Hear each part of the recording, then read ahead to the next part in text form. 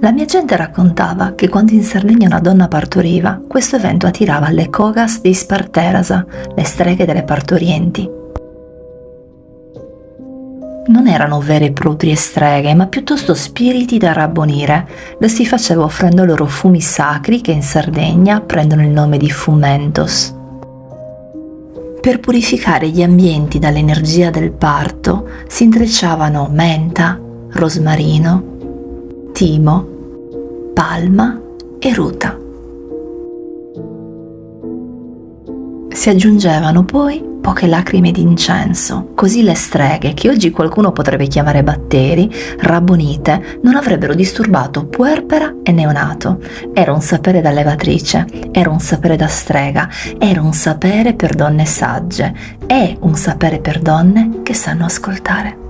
Seguimi per conoscere altre curiosità sulle streghe sarde e sulla Sardegna.